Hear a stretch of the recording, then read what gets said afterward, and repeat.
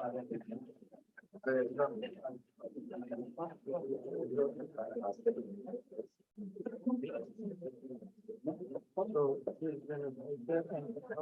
morning, everyone. Can you hear me well?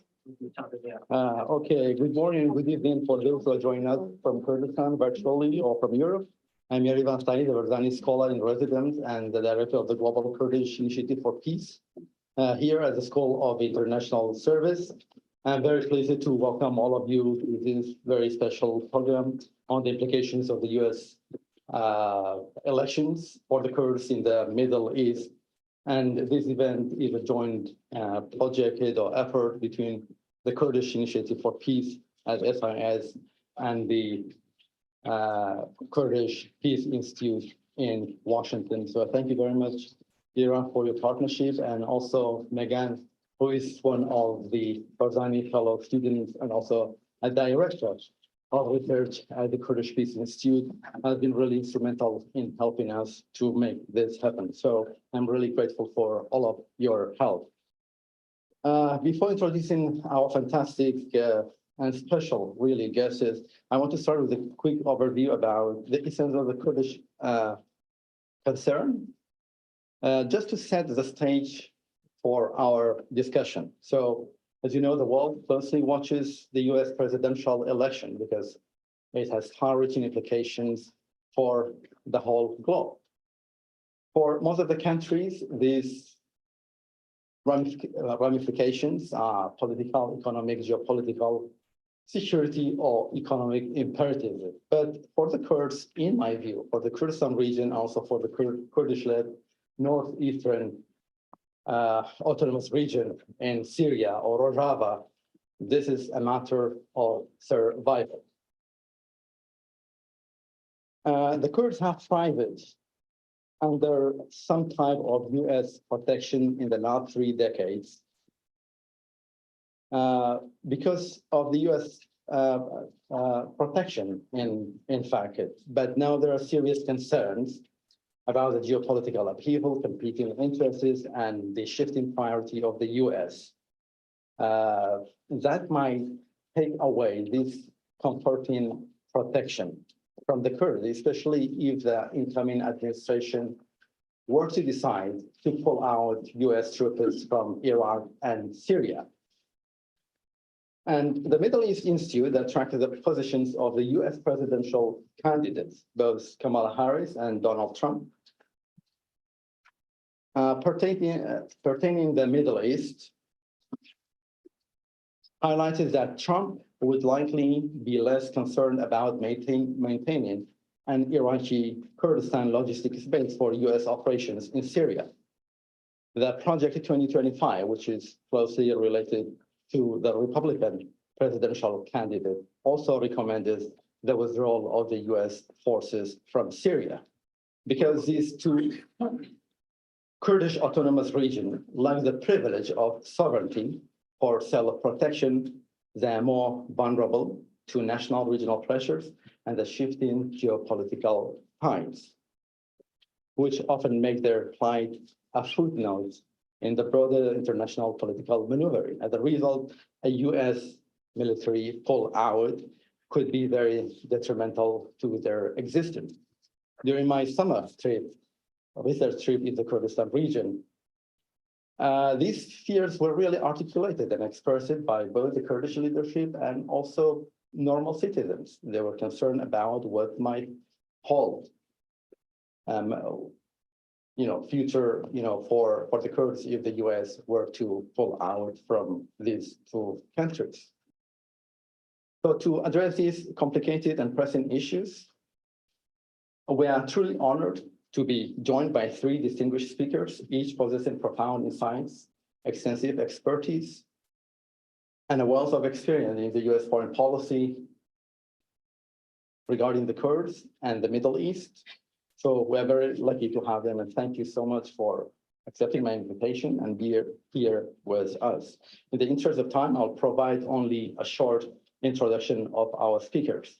And I recognize, gentlemen, that I'll not do service to your impressive biographies and also achievements. First, we're joined by Ambassador James Jeffrey,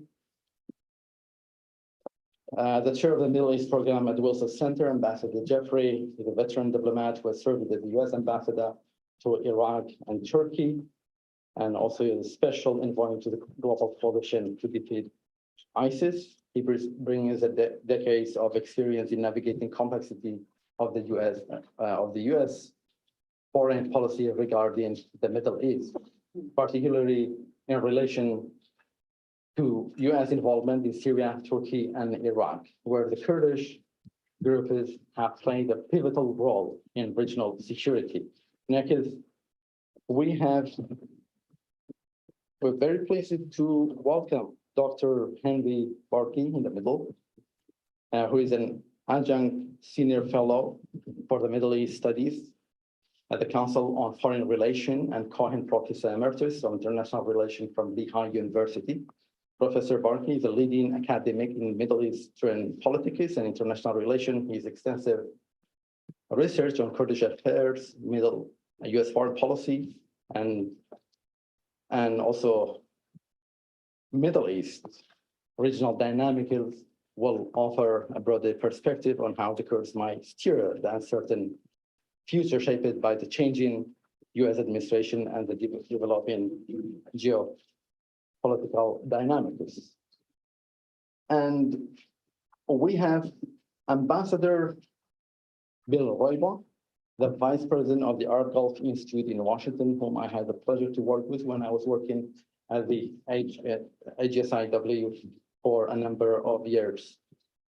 He served as U.S. ambassador to Bahrain. He was also the deputy special envoy to the global coalition to defeat ISIS. So these two gentlemen actually worked together in Iraq and Syria. He was also a senior special advisor to Brett McCord, who was a presidential envoy to the Middle East in 2018.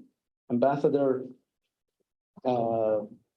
Roybach has firsthand knowledge of the U.S. military and diplomatic efforts in Iraq and Syria, and has over 2 decades of diplomatic service in the Middle East and North Africa. So as we begin our panel, I'd like to briefly outline the format of our discussion. I'll start with initial questions for our panels. The goal is to foster a conversational and engaging environment. So the panels are welcome to respond to one other's points and build on conversation. Then I'll welcome questions from our audience to have a direct engagement with our speakers. One final note, regardless of the outcome of the US election next week and whatever the fate of the Kurds in the Middle East, the legendary Kurdish hospitality is still going strong. We are going to serve kebab at the end of the panel. So stay tuned for that. So let's get started and with our questions.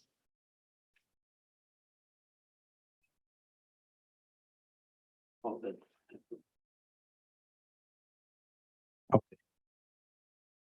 Thank you again for joining us. I really appreciate it.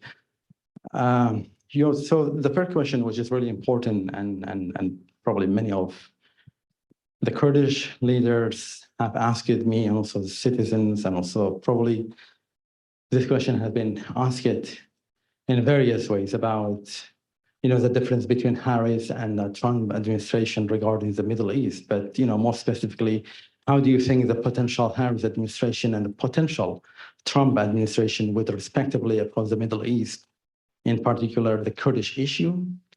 What would be the key difference between the two and between each and the current administration? So the question is really for all of you. Ambassador, if you want to take. Sure. Can you hear me? Is this working? You need to turn it on. How do I the turn it mic. on? You need to tell me how to turn it on. That's how to turn it. Can you hear me now? Okay. Let's start with, it's very hard to predict administrations and for particular reasons, these two. But we can use the past as a guide and try to guess how there may be deviations from it. Secondly, Washington officially does not recognize a Kurdish issue. When I wasn't involved in Iraq, Syria, and Turkey, with, among other things, areas where there were a lot of Kurds and dealing with a lot of Kurds for 15 years, I was in the Balkans where we dealt with another group of offshoots of the Ottoman Empire, the Albanians. We never had an Albanian issue. And we don't look at it that way in any administration. And one thing I can predict is that neither the Harris nor the Trump administration will have a, quote, Kurdish policy. What we do have over many administrations is a policy of trying to maintain stability in the region and working with people who are willing to contribute to that stability. That has been, broadly speaking, with some exceptions, the state of Turkey since the Korean War. It has been since, at the latest, 1991, what is now the autonomous region of northern Iraq, the Kurdistan Regional Government, and since 2014, it has been the, and here I can get in trouble, but what names do you want to call the administration of Northeast Syria, the YPG, the PYD, the SDF, the AA autonomous something, and so forth. And we have found that it is very important for the stability of the region, which today, while there is still an Islamic State threat and some other threats, the main threat is Iran, that it is very important to maintain these three relations. The problem is, as everybody in this room knows, is that there are conflicts and contradictions between those three partners, Turkey, the Kurdistan Regional Government, and the Northeast Syria Kurds. And managing that set of relationships has been very important and very difficult and will be. Now, therefore, the Harris or a Trump administration will be faced, first of all, with a rapidly changing Middle East, where it has become very apparent that Iran and its proxies do represent a regional threat. Some of us, beginning with King Abdullah of Jordan, saw this over 20 years ago. He was speaking about, or almost 20 years ago, a Shia crescent in the Levant, and to me and many others in 2005. But that has not really become established wisdom in Washington. Even now, I'm not sure that it is, but we have to deal with it. The second thing we have to deal with is that Israel has maintained a far more powerful, aggressive role in the region as it responds directly in a way we never have to the Iranian threat. The third thing is the United States is still the strongest player in the Middle East. It will remain that. What the Harris or Trump administrations do with the three partners, Turkey, Kurdistan Regional Government, and Northeast Syria, will first of all depend on whether they understand the Iranian threat. They both seem to, Trump, particularly during Mike Pompeo's time in the Department of State, effectively contested Iranian influence in Syria, in Iraq, less so in Yemen and in Lebanon, but at least there was an understanding. We didn't see this understanding in the Bush, Obama, and largely in the Biden administrations, but Kamala Harris has said that Iran is our biggest external threat. So if she acts on that, it's a big if. Both will be looking for partners to help contain Iran in the region. And the three that I've named, all for various reasons, feel threatened by Iran. That said, what the specific policies will be based most importantly on whether or not we withdraw, in fact, all of our troops from Iraq, as the administration seems to be planning because the Iraqis who have the right to do so have requested that of us by the end of 2026. And if that withdrawal will lead to the withdrawal of our forces from Syria, that has an immediate impact on the Kurdistan Regional Government of northern Iraq. It has a pretty rapid impact on northeast Syria. It also has an impact on Turkey because despite many tensions and frictions between us and Turkey on Iraq and particularly Syria policy, the Turks are generally not satisfied, but they understand the importance of the American forces being to their south. It stabilizes them from a whole series of foes. So that's the biggest question that will have an impact, and that will have more of an impact than the theoretical. What do we do with Iran? Or in fact, what do we do with our specific partners? As I said, the three of them. So I'll stop there. Thank you for the great overview of what might happen and what will be the implications of the U.S. Withdrawals on the Kurds, and also, some specifics about the variety of the Trump and also Harris administration. Henry, you want to, weigh in about, what would be the difference approach between these two potential administrations? Thank you, Evan, for inviting me, and but not thank you for putting me after Jeffries, because he covers everything very quickly. Let me just say, look, the Middle East, as Jim just outlined, is going through tremendous change, and both administrations, whoever comes to power, will really have to sit down and figure out what the hell is going on and come up with a strategy. We do not have a strategy at the moment, right? We need a strategy. We know what we want, a post-war resolution to the Israel-Palestine and Israel-Lebanon conflicts, but this is now much, much bigger than those two conflicts, because it involves Iran, it actually involves Iraq as well.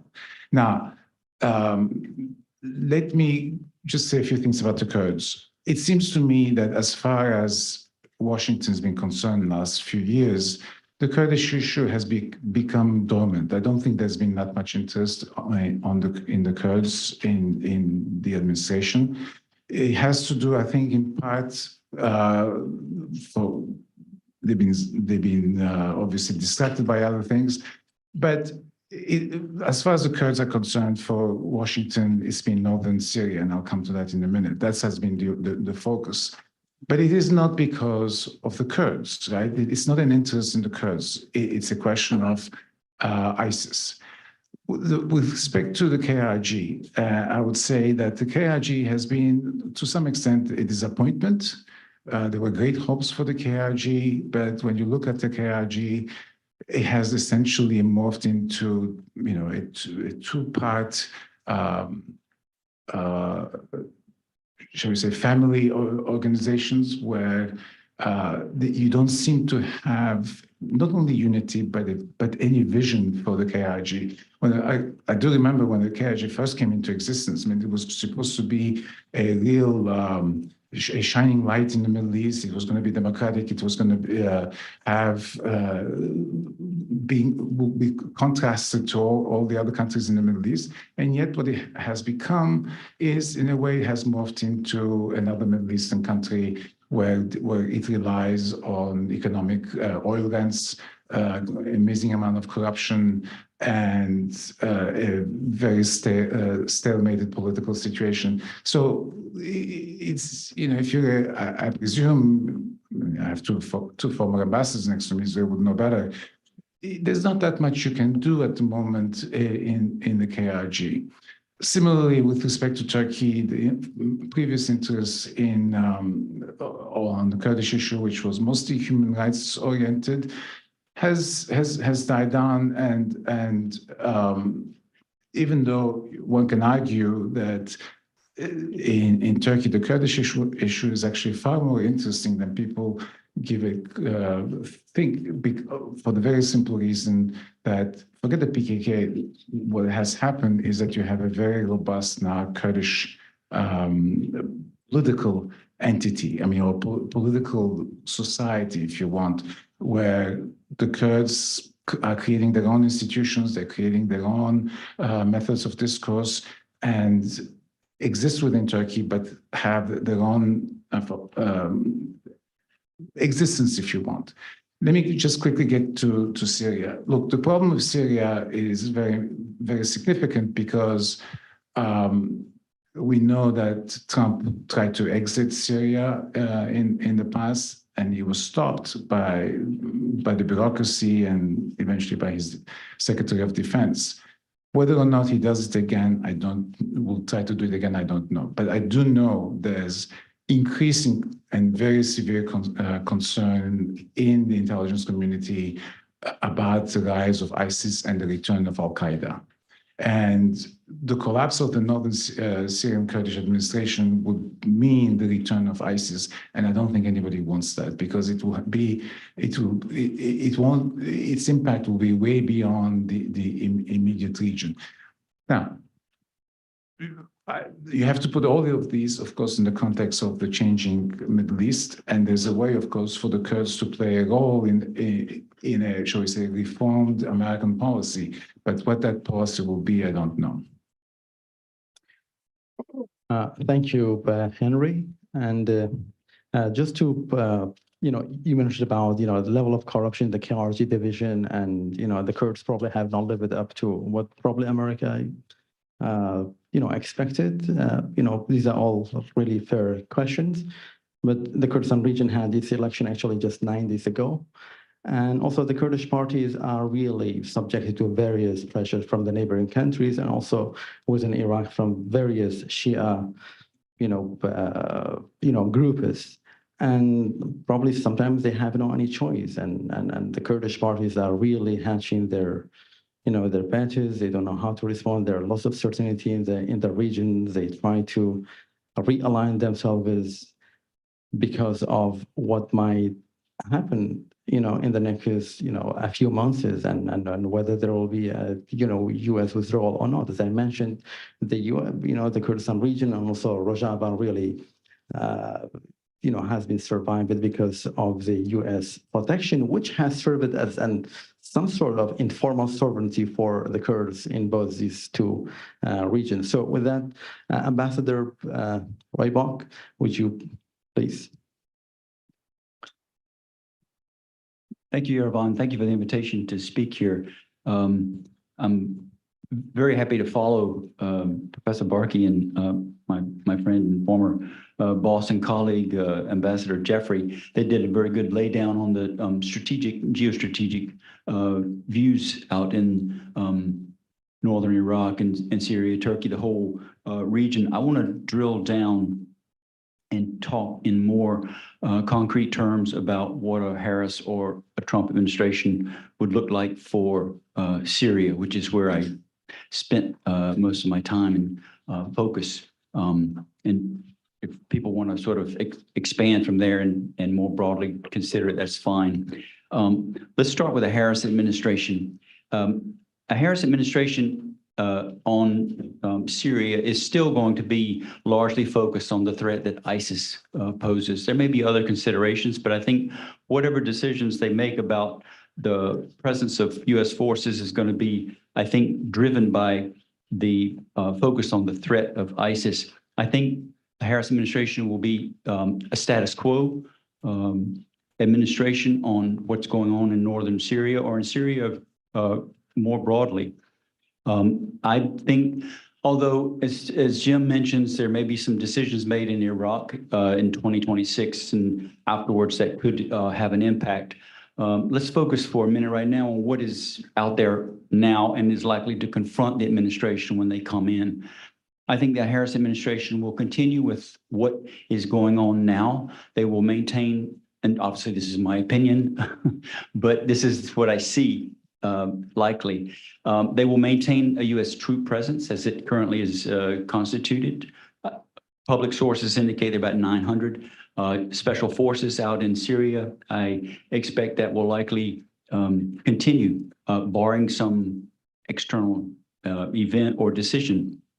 I think that the U.S. Special Forces will continue the programs that they're doing, training and equipping the Syrian Democratic Forces, partnering with them on counterterrorism operations, working with them in terms of advising them on the physical security of the prisons that are keeping these ISIS detainees secure. The U.S. government will continue to provide large-scale humanitarian resources that will be used, among other things, to provide assistance for Al-Hol camp, Rosh camp, but particularly Al-Hol camp, where tens of thousands of ISIS family members reside currently. So that's sort of the ISIS policy. I think it's going to be a status quo for the Harris administration. For Syria more broadly, I think it's also going to be running on its own momentum. I don't see the Harris administration making big changes in our Syria policy. I think they inherit what the Biden team has been doing, and the Biden team itself the policy has many remnants from the Trump administration. I expect it will continue. They will lean in on humanitarian assistance. They will continue with the military presence to fight ISIS. They will try to maintain the ceasefires that have been patched together all over northern Syria. And they will try, I think, to insist on accountability for Assad and on a political solution for Syria. I don't think these latter two objectives will meet with success. I think they're not attainable anymore, but I think in terms of lip service to policy, these things will continue to be articulated. So basically, I don't think the Harris administration is likely to think very creatively about our presence in Syria.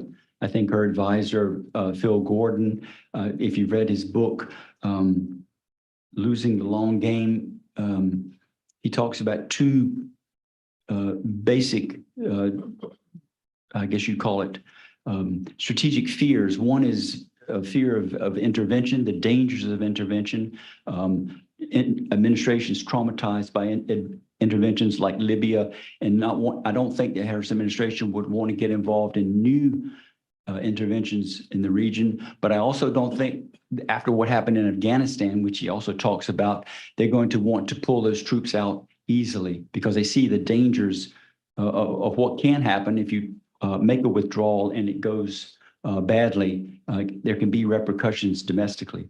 Now, the Trump administration, I'll talk just briefly about that real quick, and then I'll turn it back over to Yerevan. I think Trump's instincts, the default instinct that he's articulated, is to end U.S. military involvement where he can overseas. What he articulates is sort of bring troops home. And I think that is his default position. I think on Syria, he believes that ISIS has been defeated. He said that when he was in office before, and he doesn't understand fundamentally why U.S. troops would still be in Syria. And I think that is likely to be his position in a new administration. I don't think he has any sense of the history of U.S. involvement with the Kurds, either in Syria or Iraq. What he said in the past is that he views it largely transactionally, and he doesn't see that the U.S. owes anything to the Kurds, either in Syria or in Iraq. I think people that he will listen to that will inform the policy internationally, I mean, not talking about his advisors, I think President Erdogan of Turkey will clearly be somebody that he will interact with.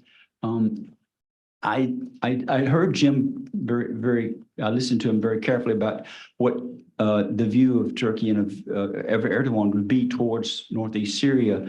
I think my own view is that it's going to be more aggressive than that. We'll see. I mean, Turkey has some very complicated calculations about Northeast Syria and about the presence of the SDF, the YPG, however you want to describe it, in the Kurdish part of the SDF in Syria. And I think they consider it they have considered it in the past a potential threat, a border threat, and they perceived it that way, and I think they will continue to perceive it that way and will react aggressively towards the SDF. I think President Trump is also going to be listening to what the Russian president has to say about Syria. Putin has a significant military presence in Syria. He has very specific views about it. And I think that also could have an impact on how President Trump responds to Syria. And the third thing I would mention, northeastern Syria. And the third thing I mentioned, I'll stop here, Yerevan, is just Gulf Arab and other Arab governments in the region also have a view of Syria. They've pressed for diplomatic normalization with the Assad regime. I think they will continue to weigh in with the Trump administration and press for that. I think President Trump will listen to these arguments, and we'll see how he responds. Generally speaking, I think President Trump has seen himself in the past as a disruptive force in a creative sense with foreign policy, and I think his views on Syria are likely to be creatively disruptive more so than a Harris administration. I'll stop there. Thank you, Ambassador, for the insightful comments. Now we talked, and also Ambassador James Jeffrey talking about the implications of the potential U.S. military withdrawal for the Kurds. But let's talk about the implications of such withdrawals for the U.S. interests in the region. What does that mean for the U.S. global role and how that would be seen? And also, how do you think the Kurdish leadership should respond to these developments if they were to happen? Thanks again. It's a very good question. It's one that has to be posed, even though, to me, the answer is obvious that it is a really stupid idea. It is based upon two factors. Factor number one is, and I've lived through this one whole cycle that lasted over 20 years, beginning in Vietnam, and I'm now living through a second cycle of when we send huge armies to try to turn very different countries in Asia or the Middle East into Denmark and fail, we then decide that that's the model of military engagement, and don't do it. It leads to all kinds of disasters, high casualties, trillions of dollars of debt, and we fail. And that's true. But there's other kinds of military engagements that are successful. Our engagement against the Islamic State, for example, was characterized when we went back into Iraq and then into Syria by not trying to change the political structures in those places. We lived with what we had. We didn't try very hard to talk the YPG leadership into abandoning their ties to the PKK. We told them this is going to get you and keep you in trouble with Turkey, so be very, very careful. But we didn't make that a sine qua non of defending them. And the same thing with the KIG. We advised them, particularly in 2017, don't try to move from autonomy to something really like independence, but we didn't make it a sine qua non. So these deployments are different. Now, because we weren't trying to change the political situation, you had the tensions increase between Baghdad and Erbil, but I think they would have increased anyway, for one reason, Iran. And of course, you have the tensions between Turkey and the SDF. But that's still better than trying to influence things. So I think the idea that we should withdraw simply because all of our military deployments don't make sense is flatly wrong. We're still in Korea 70 plus years later, and for good reason. So to start with, we don't want South Korea developing nuclear weapons. So we don't want it to fall under North Korea either. It's a very important, rich country. So we have real interests, and these interests require, in many cases, keeping forces on. The instinct to withdraw, as I said, begins with a request by the Iraqi government. That is absolute. This request, in my mind, is being driven by the Iranians, just as it was in 2011 when I was ambassador there. The U.S. government pushed back in 2011 on it, but in the end, the political situation, mainly because of Iranian pressure, was such that we couldn't get Parliament to support us. I think this administration didn't even push back very hard.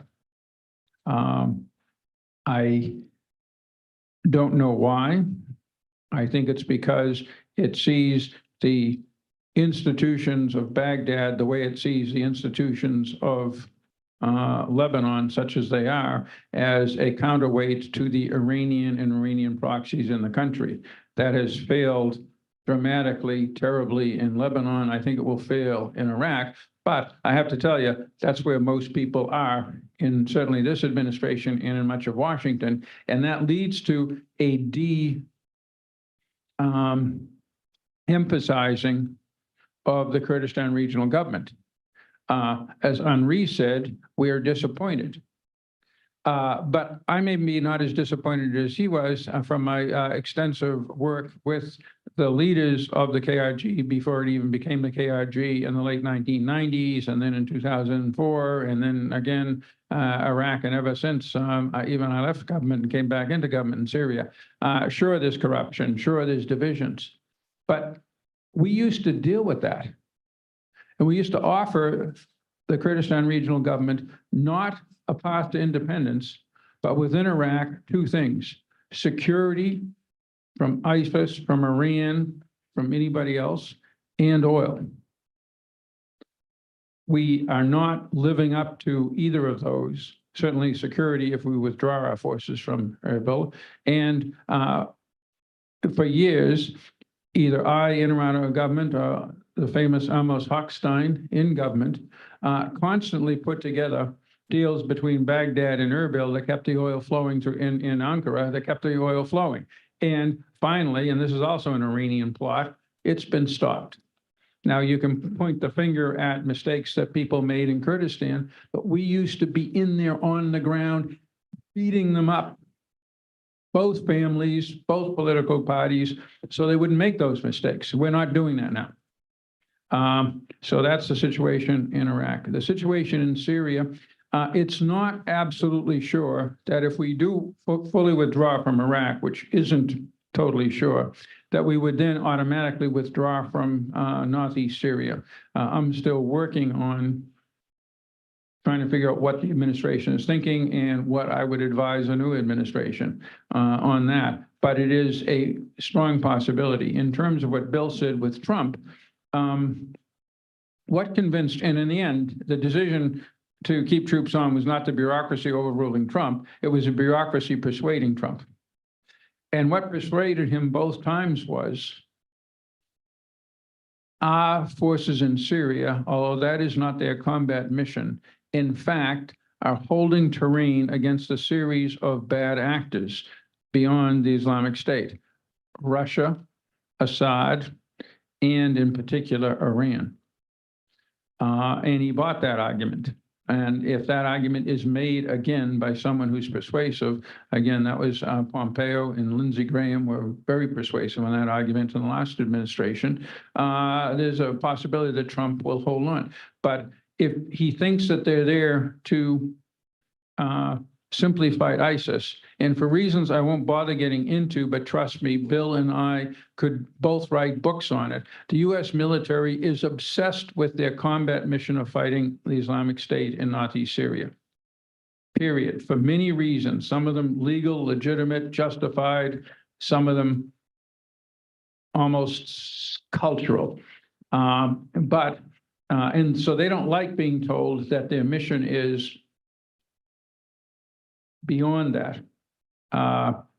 When we did a review of Syria policy in the Trump administration, and what everybody's role was, We asked the military and they came back, fight ISIS. And we said, no, you've got the on-call mission to, respond to chemical weapons. Remember, you did 2 major strikes. That was you. That wasn't the State Department. You're holding terrain. Remember the Wagner Group. What were you doing blowing them away? And you also have other classified missions with other partners that I won't get into that have helped stabilize Iran, or rather Syria, at least freeze the conflict and contain Iran and its friends. But it's a very hard lift, and that makes it more difficult for people to get to Trump. Basically, he was hearing the best justification for why to keep troops on, not from his military, but from his Secretary of State and from Senator Graham. Thank you. But Henry, how do you think the Kurdish leadership should respond to these developments?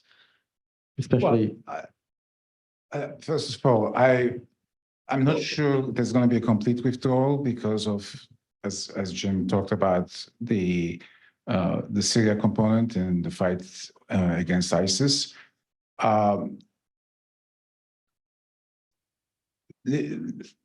What I would say is the following, and this probably applies to Trump as well, and that is that when you look at the situation today in the Middle East, as I said earlier, this is the first time you see Iran weakened, and you see Iran having lost essentially 2 of its proxies, and so the situation in Iraq itself has changed. Yes, it is the Iranian pressure that's forcing us out, and the Iranian pro-Iranian militias seem to be able to do whatever they want.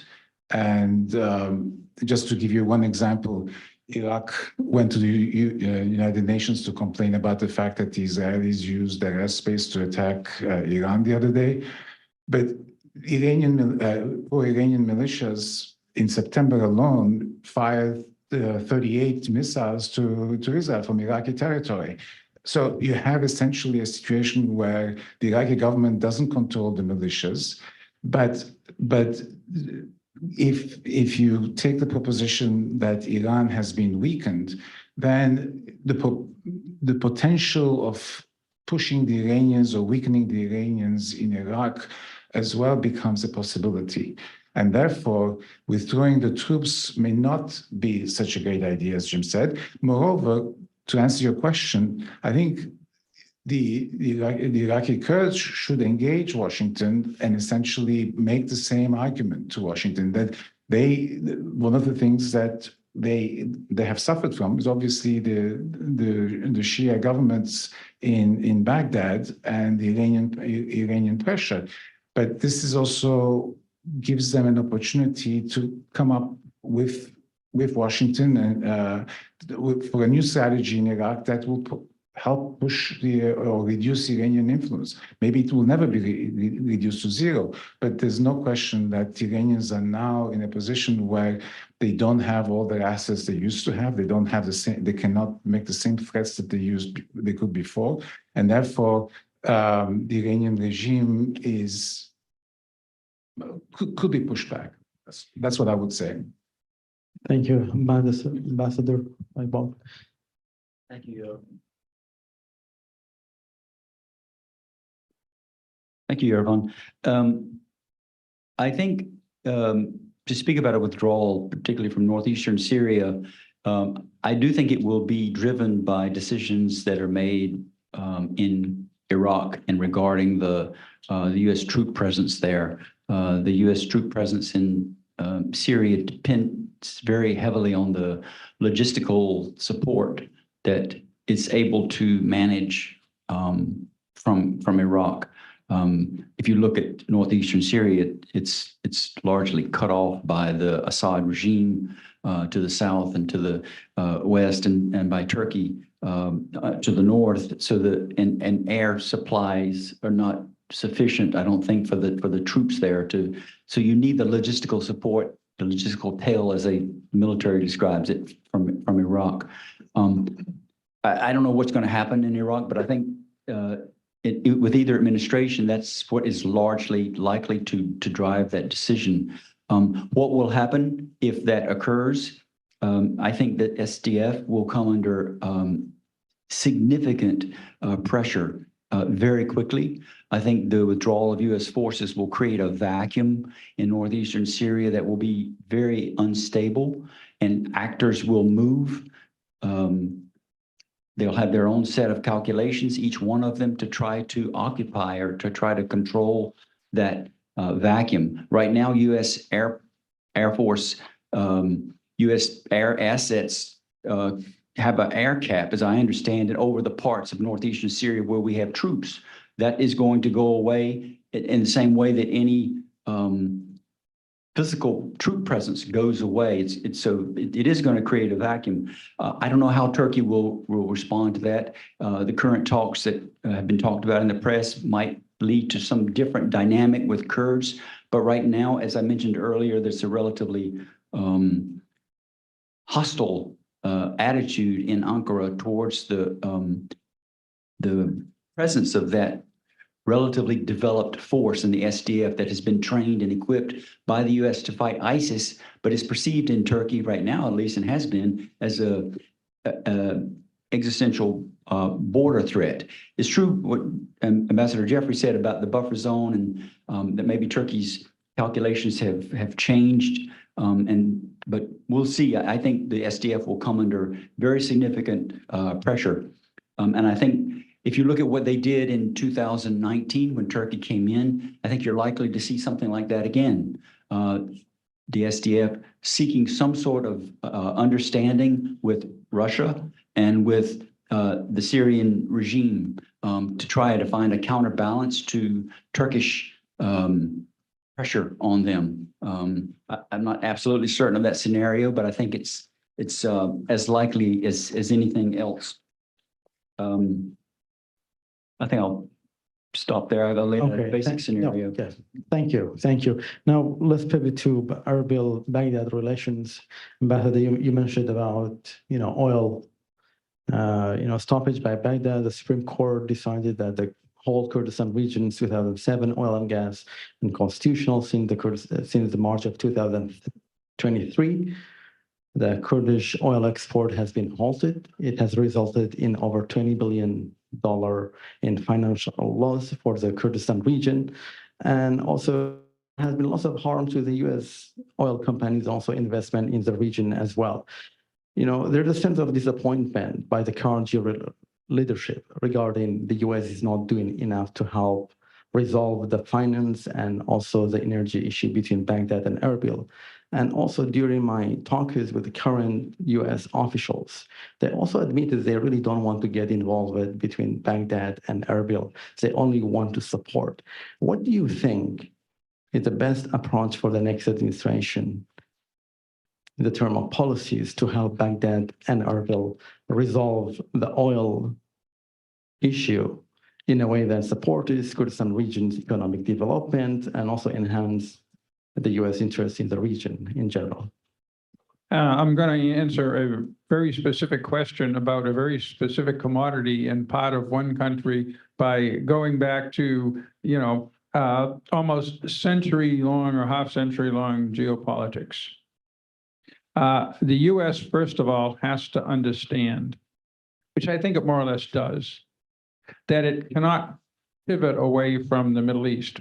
Pivot is the wrong word.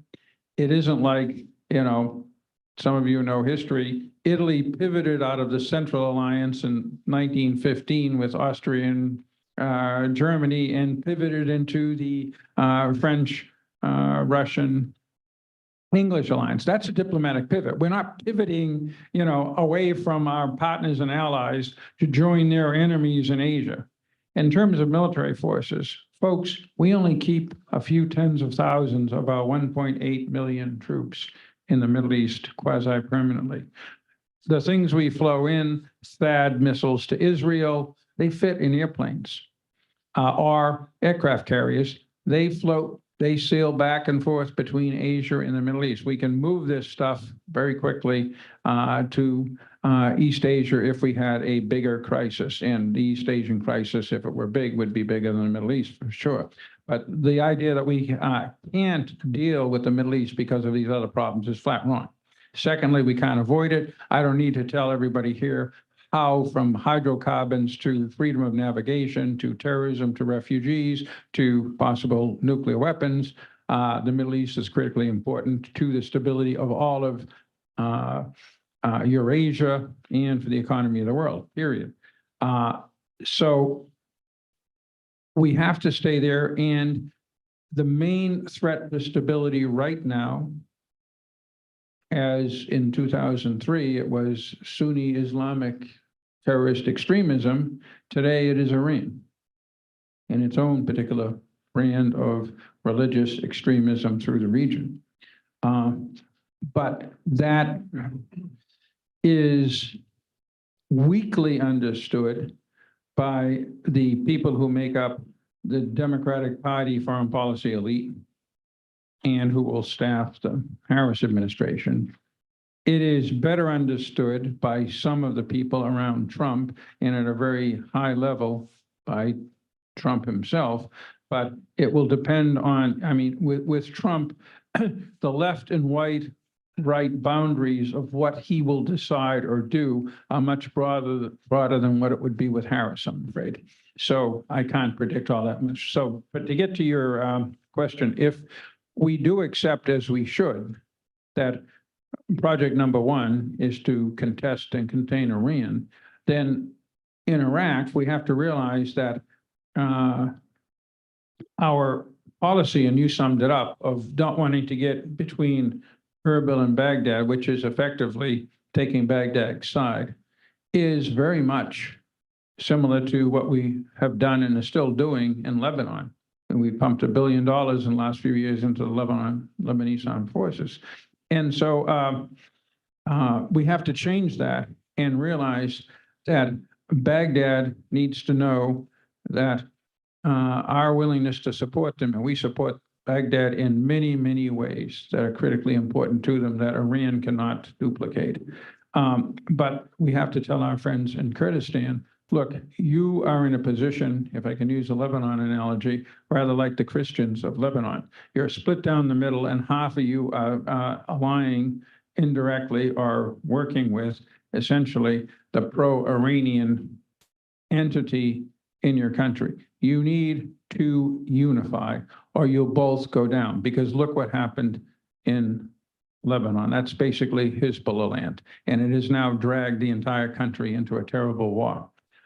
So that's the message that we should give our folks in Erbil. But we can only give them that message if it flows from a understanding of the region, a sophisticated understanding of the region and the threat posed by Iran. Because it's not just a few talking points by a diplomat like Bill or me. This is making troop decisions. It's making energy decisions. It's pressuring Turkey, which is always hard because it has a role to play with oil and other things. And banging heads and having real problems with Baghdad potentially, and facing the usual Iranian threats. So it's not for sissies, but it has to be done. Thank you. Henry? Go ahead. I don't have much just to add to what Ambassador Jeffrey said, but I don't necessarily think that when you think about oil in general and American oil policy, there are two factors here. One, we are producing an enormous amount of oil. Oil is not as significant, especially the amount that we're talking about in Kurdistan, is not significant enough to make any difference in the price of oil generally. So it's not. It may be an afterthought. I'm speculating here, but we always think of oil as being really determinant. It is, of course. If the price of oil were to go to $150 a barrel tomorrow, you will feel it. I mean, there's no question, because oil price is a global price. But you also see that despite crises, the oil price is not increasing that much. West Texas oil index is below $70. And so it's not, or is not as big of a issue, I think, for the current administration. And therefore, it's not an incentive to work on. But this is only in addition to what Jim said. I don't have anything else to say. Thank you. I completely agree. Like, probably oil, is not that, important any longer, probably in the term of geopolitics. Is also the Kurdistan region probably produce about 500,000 barrels, which is not that much in the term when you compare it to the global production. But it's really important for regions that has 6 million people. It has no any other sources of income. And also you have a government in Baghdad that uses, the federal money as a leverage against the Kurdistan region, because the Kurdish, civil servants have not been paid for many years, for many months in the past. And also there are lots of delays because Baghdad is playing this game. That's why it's really important for the next administration to get involved very proactively and trying to resolve the things. Ambassador, please.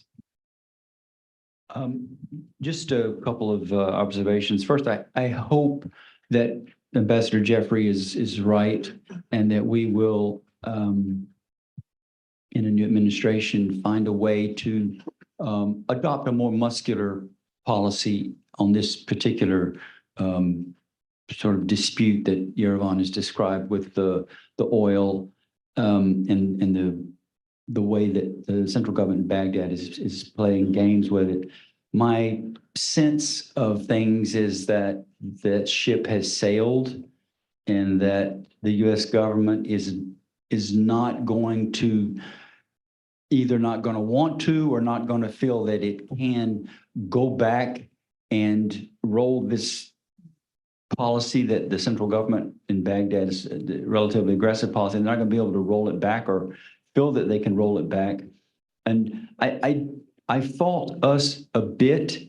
I think in 2017, with the referendum, that perhaps the U.S. government was too, that they reacted too strongly to the KRG's referendum, and inadvertently, I think, encouraged the central government of Baghdad to take a more aggressive stance, and we're reaping the results of that in the last several years as they've begun to strangle the KRG because it can't export oil like it wants to. Thank you. Final question about the potential peace process, a new peace process between the PKK and Turkey is reportedly underway. And even though there has been some sort of flare-up of violence, the PKK attacked this airspace, factory in Ankara, and also Turkey retaliated by striking northeastern Syria, also the Kurdistan region, devastating loss of important infrastructure in northeastern Syria, which is really important for the civilian. What do you think the next administration should take as a term of policy to help this negotiation, if they were to happen, if they were to continue?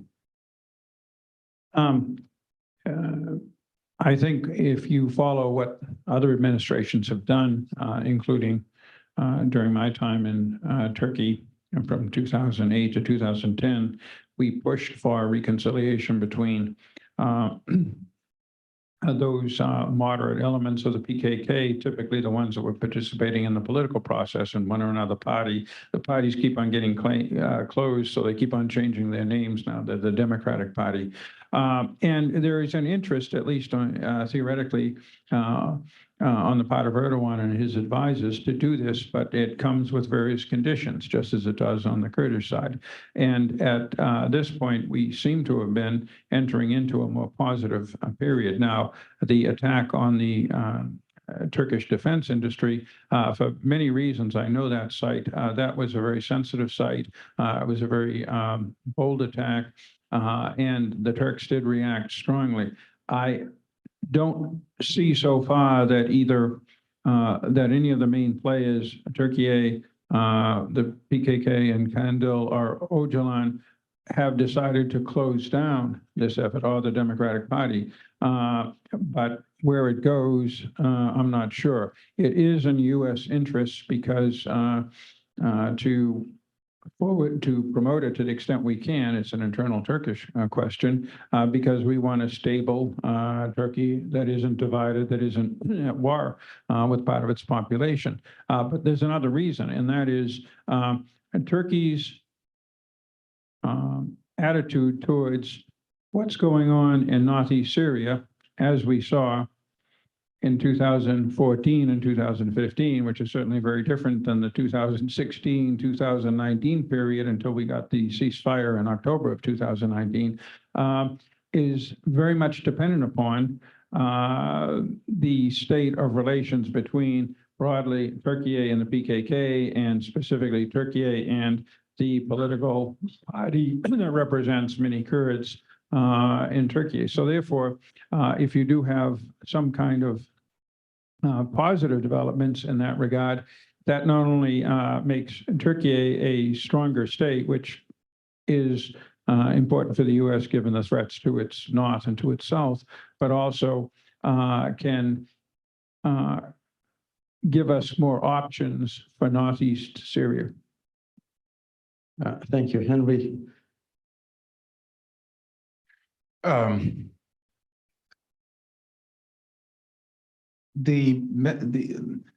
What we have seen in the last couple of weeks, especially the fact that the most nationalist person in the Turkish parliament went and shook the hand of a Kurdish MP in parliament in front of everybody, was quite significant. I mean, the images are quite significant, but I am very dubious about this peace process, in the sense that we have seen this before. I mean, there's a Turkish saying that somebody who drinks milk and gets burnt will eat yogurt by blowing on it.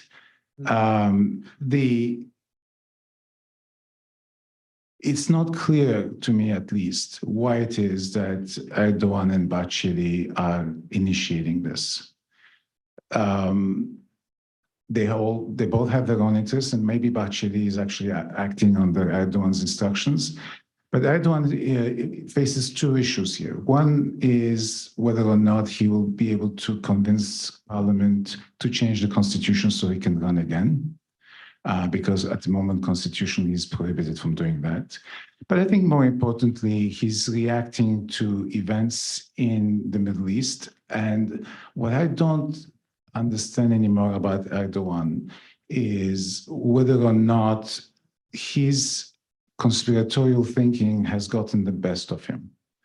I think he thinks that the Middle East is changing. Well, it is.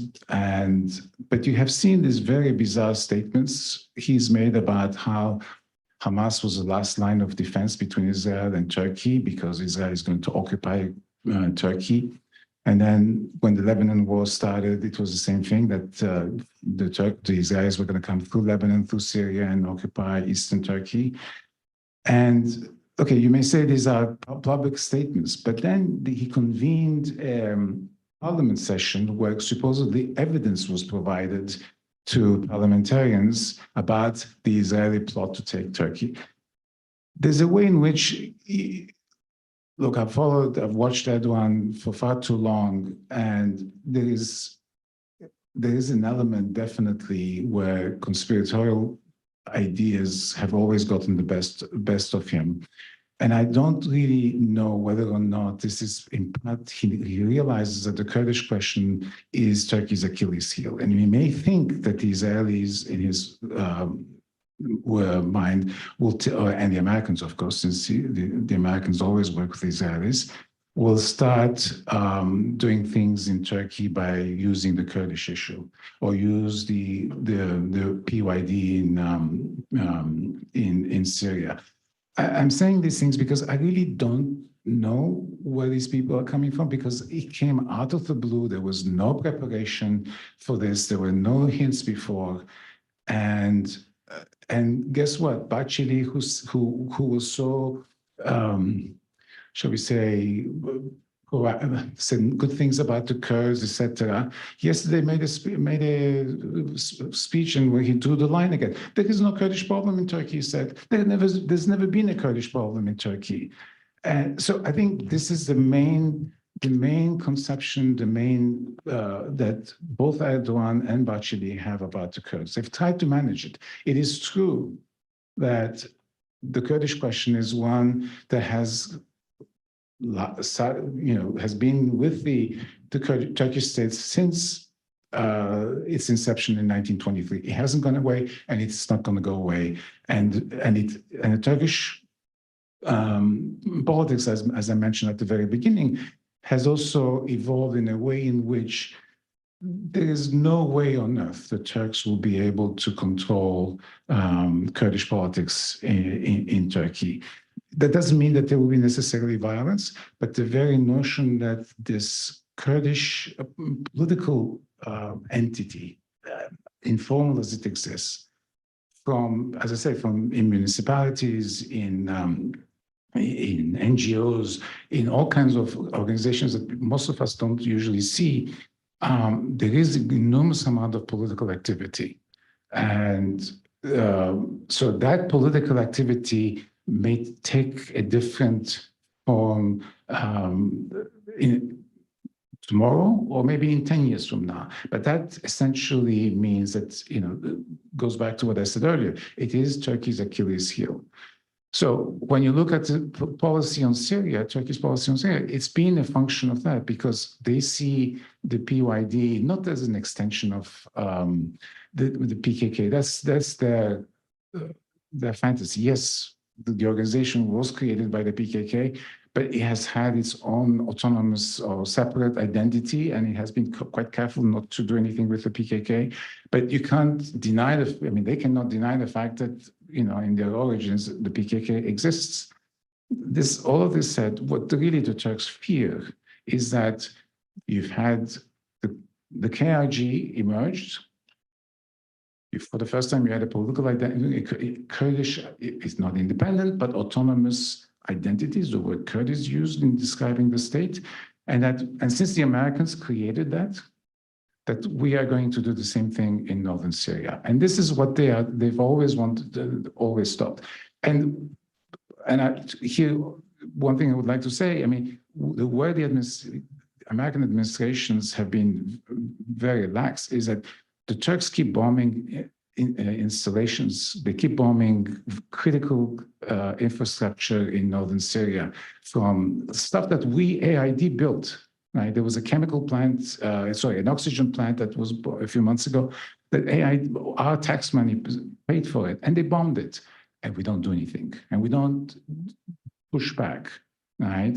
And so what I'm trying to get to is that the Turkish position on northern Syria is not going to change. And that's, in their view, it's connected to what's happening in Turkey. Rojava, as the Kurds call it, is very popular in Turkey. The PKK is still very popular in Turkey. And so they are trying to find a way to reduce maybe the potential for greater Kurdish political activity, or maybe this notion that somehow the Kurds are going to side with United States and Israel against Turkey. I don't see why they changed their policy now. And I don't think it's sincere, and I don't think it's going to go anywhere. But I seem to be also a lone voice on this. Thank you, Henry. Very insightful. Ambassador, since stability is in the U.S. interest, any specific recommendation for the next administration, how to support this peace process? I would first of all acknowledge Professor Barkey's fairly subtle analysis and his caveats and reservations about the reconciliation process in Turkey. I think anybody who's an observer of it needs to take note of that type of analysis. I do hope Ambassador Jeffrey's right about the reconciliation, the prospects for it. I do think the United States should be supportive of it. I think we have done so in the past, and we should continue to be supportive. If it is productive and bears fruit, I think it could have beneficial consequences in northeastern Syria. I think it could open up some prospects for the SDF to survive a U.S. withdrawal and perhaps find a different dynamic where they don't have to cut a deal with Russia and the regime. But we'll see. These are a little far out there as potential developments. But it's a positive it's a positive development. I hope it continues to develop. Thank you. And with that, we are opening the floor for questions from the audience. We have very limited time because we started, a little bit late. You're welcome to come there to, ask your questions. And also please introduce yourself once you ask the question. Thank you.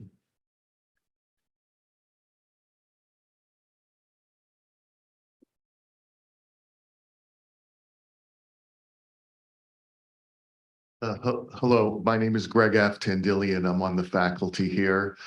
My question follows a comment that Ambassador Roebuck made about the ISIS families in Al-Hol and other detention camps.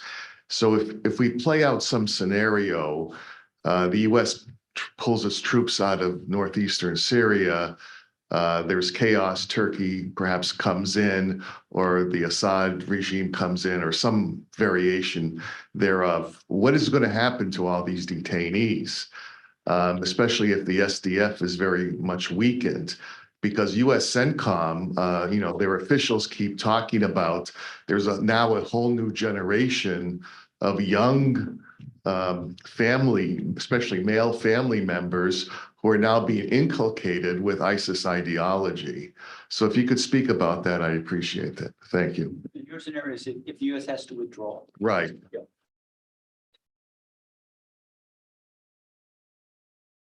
I think the scenario would not be very pretty. I think if the U.S. withdraws the ISIS, I think these people will scatter. I think the SDF, under current circumstances, putting aside whether there's some reconciliation in Turkey and the whole Kurdish situation changes current dynamics, I think it will survive if the SDF cuts a deal with Russia and the regime and is somehow able to maintain its place. But I think with the U.S. withdrawing, there's going to be a big vacuum, and SDF leverage to be an independent actor is going to seep away quickly if there's Turkish actions, more slowly if there's not Turkish action. And the intermediate term consequences is going to be potential release of the ISIS detainees from those prisons. And the families, I think, I think they're likely to scatter. I don't know exactly what will happen, but I suspect under certain scenarios where the SDF loses control of the Northeast, the release of those people will be one of the first consequences to take place.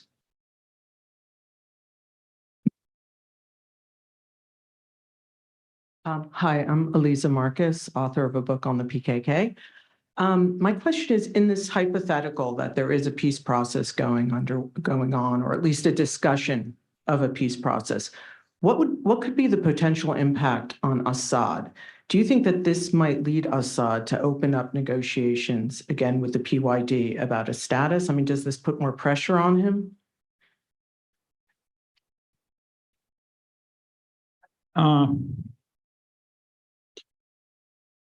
Very much so, because Assad sees the PYD, YPG, back in the day, Öcalan and the PKK, as a potential asset in his, what he sees long-term competition is the most gentle word I would use with Turkey, and his Iranian friends also see it that way. So any reconciliation between or not even reconciliation, but any understanding as we had in 2014 and 2015 between Turkey and Kurdish groups representing Öcalan and the PKK leads to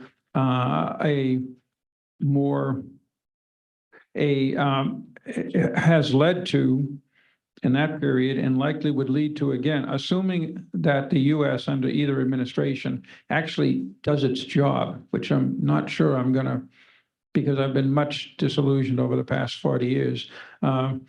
If it does do its job and you have those circumstances, then you could see the kind of Turkish understandings with the Kurds in Northeast Syria that we saw with Ilham Ahmed and Mr. Muslim and others traveling to Ankara during that period. So, and that would be a threat to Assad, it would be a threat to the Russians, and it would be a threat to Iran. Henry. Just a completely different view of this. Look, if Iran is really being weakened, all right, then the question becomes whether or not and also we know that Assad and Erdogan have been kind of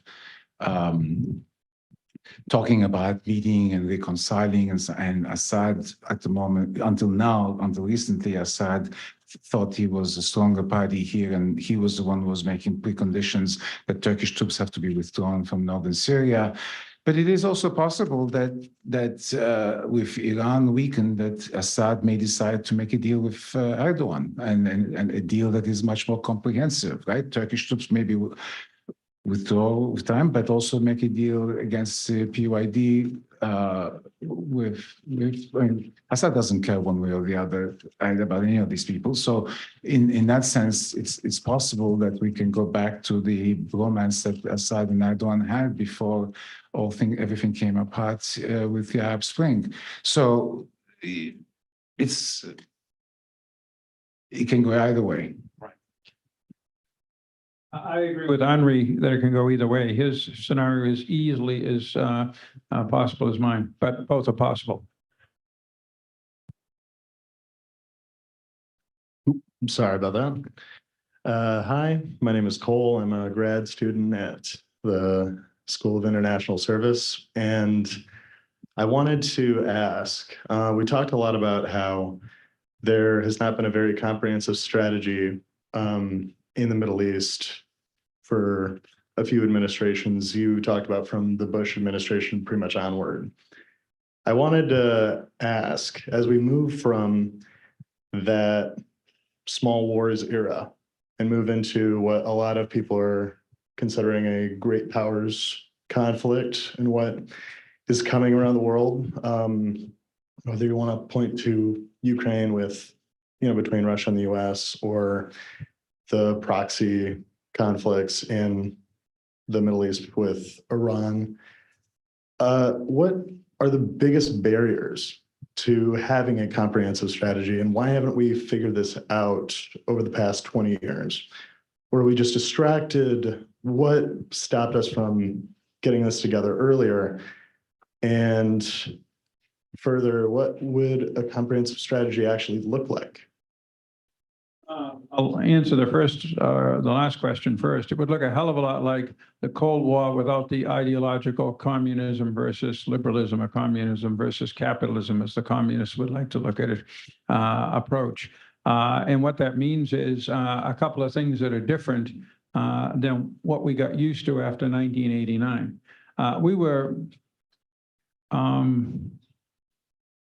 not just distracted, but we confused ourselves about the threats from Iran, China, and Russia, because we truly thought that there was no alternative, end of history, to the global, liberal, international order and all of the Silicon Valley benefits that it would bring to everybody, and that at the end, everybody was an economic animal, not a nationalistic animal. And therefore, it was very hard for I worked for both of them, George Bush and Barack Obama. They came at it from different directions, to realize, no, people think totally differently than your frame of reference.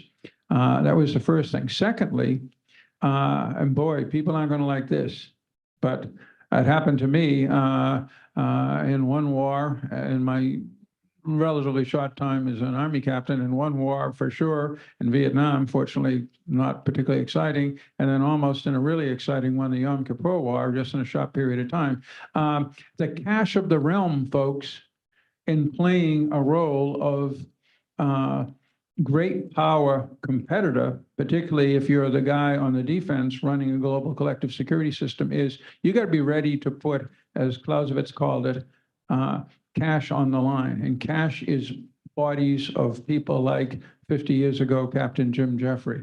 If you're not willing to do that, and one of the distractions we got was we not only were distracted into trying to make the world look like Denmark, we failed, and in the process, we have soiled the idea, the justification in the support of the American public for putting troops in harm's way.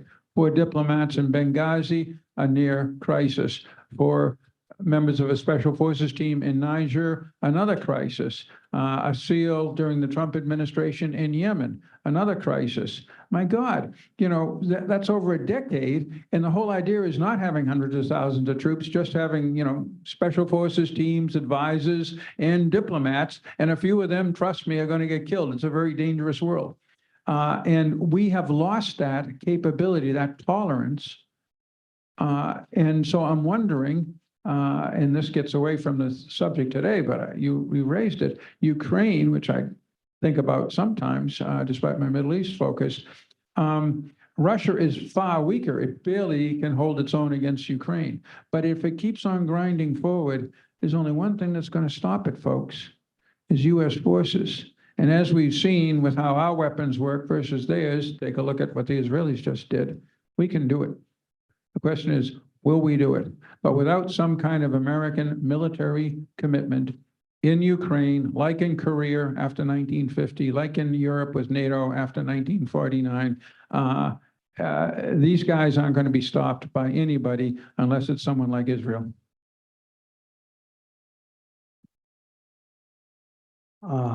We really don't have time. We're probably sorry about that. Probably, you know, during the lunch you can ask the question.